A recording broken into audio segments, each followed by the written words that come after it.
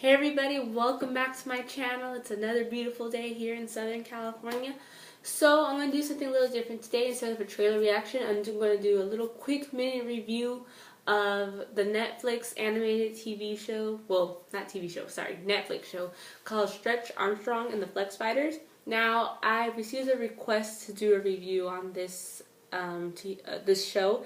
It's a really good show, by the way. I recommend you highly check it out if you guys have Netflix.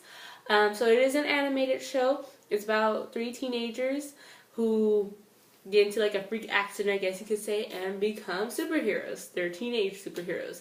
I did do a review about this show, about season 1, a couple months back in the summer.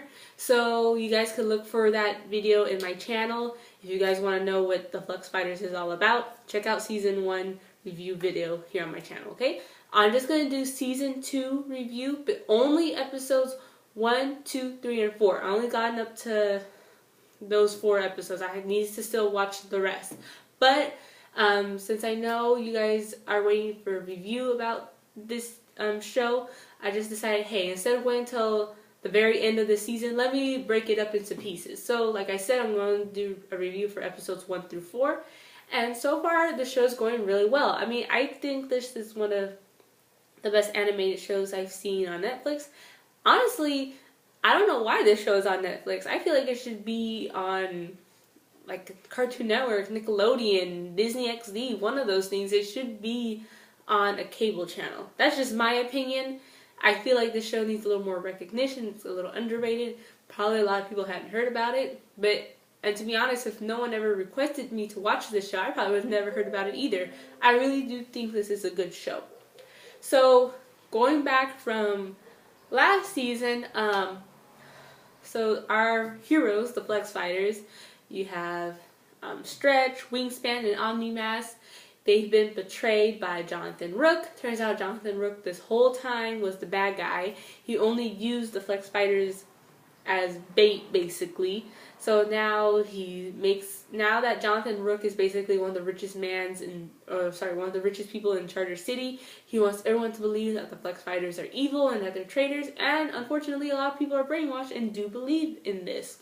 And what sucks and what really got to me while watching the show so far, you see the Flex Fighters still doing the best out of the kindness of their heart to save the civilians of Charter City, you know, trying to protect people, and people still give them flack, like, oh, you guys are traitors and whatnot. But I'm like, come on, guys, didn't you just see them save your lives? So, and they still believe in Jonathan Rook. I do not like Jonathan Rook at all. He's a total freaking a-hole, okay? I'm not gonna say it alive, but he's an a-hole, okay? I do not like his character at all. I just don't like him. The fact that he basically used these teenagers to only get what he wants, and now he's making them seem like they're vigilantes, it sucks. It really does suck.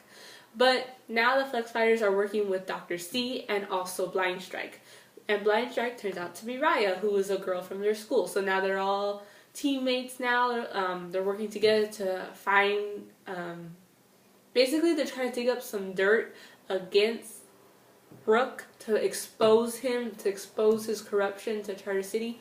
However, in the process of doing so, they have to overcome some other villains, other obstacles that Rook sends in their way. For example, the first episode, Rook sends in this like bionic type of woman, one of his agents, to fight against the Flex Fighters. I think her name is right here. Mechanica, that's her name. So yeah, so Mechanica was one of Rook's agents. It turns out she was in an accident, and Rook obviously brainwashes her to make her think that it was all the Flex Fighters' fault, but we all know it wasn't. It was all Rook's fault. Anyway, she goes for it, so she attacks the Flex Fighters. Fortunately, the Flex Fighters save the day, but people still give them crap and think that they're traitors. Whatever. Then we have, in the second episode, the next villain that they send out is Dr. Dreamscape. How's his name? Dr. Dreamscape. Yeah, there you go. And what's so funny about this character, Dr. Dreamscape, he reminds me so much of Doctor Strange.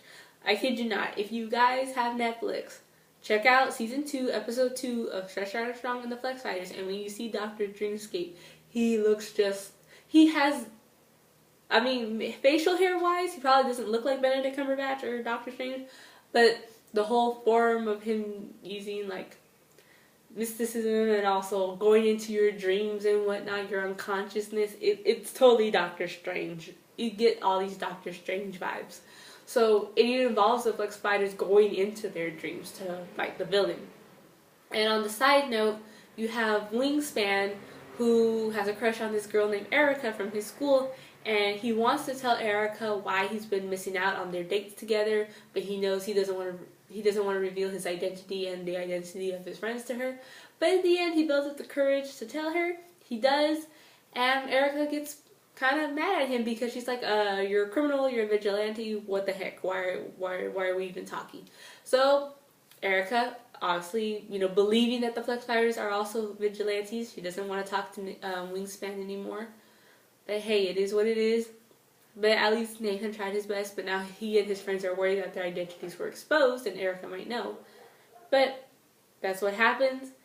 Fortunately, though, Erica does investigate a little bit more of the Flex Fighters to the point where she even accompanies, or how can I say it, not accompanies, but sneaks around to see them up close when they're on one of their missions, and she truly sees that they are true heroes, that they do care about saving people, that they're not vigilantes as Rook says they are. So Erica sees the good in them finally, basically. And that's a good thing, I guess you could say. So now Erica's on their side. So now they got another team member. But in the particular mission that Erica sneaks in to go see, it involves Raya's mission. Now Raya, who is Blind Strike, a very excellent combat ninja, is trying to really dig up some dirt against Rook. Because turns out you get a little backstory regarding Raya's history. You see that her parents were scientists and that they used to work for Jonathan Rook. Oh, my dog. Daisy, come on. Come on. Oh, Daisy, I can't help you. Sorry, guys. My dog is bothering me. Hold on for a second. Come here. Come here.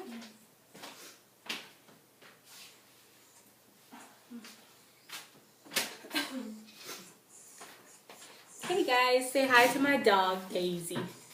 She just loves to be cuddled. Sorry about that, guys. But anyway, so you find out Raya's parents were scientists. They used to work for Jonathan Rook.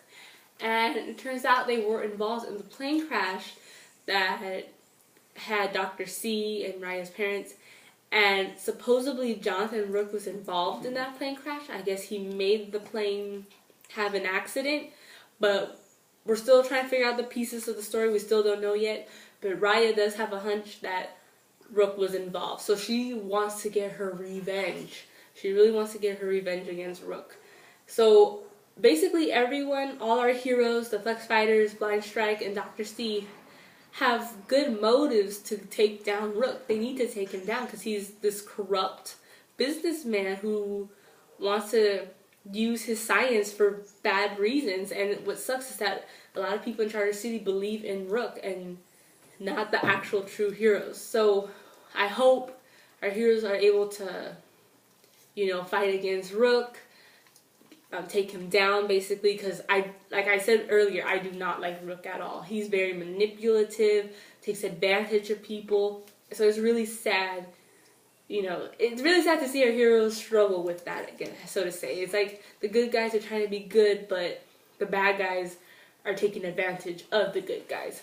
So then also we had episode 4. Episode 4 was really nice. In this one, Stretch Armstrong is on his own. He doesn't...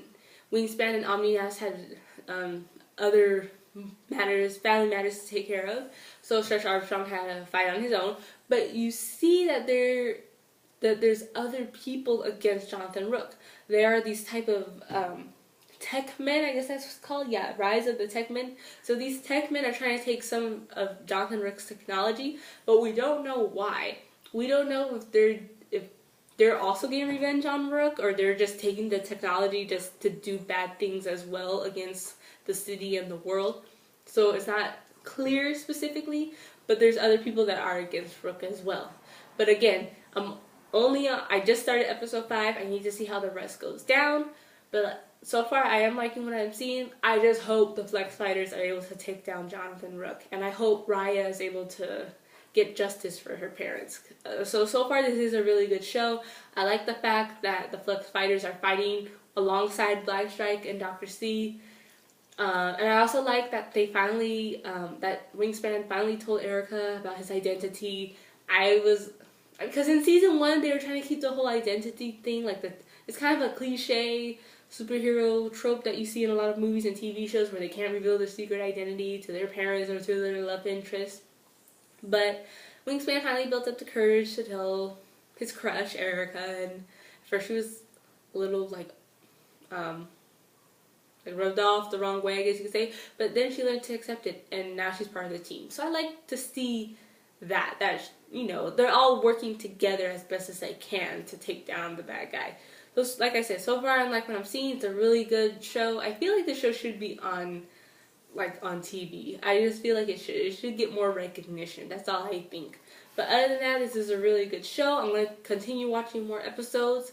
Hopefully I could get season 2 done as fast as I can. I've been so busy. Things are always going on in my schedule, but I'll try my best. Other than that, that's all I have to say about this. I hope you guys enjoyed my little mini review. I was probably rambling. And sorry about my little weenie dog who interrupted me midway in the video. Okay, she just loves her attention. But anyway, guys, thank you so much. Thank you for being patient with me. Like and subscribe. And as always, take care, guys. Bye.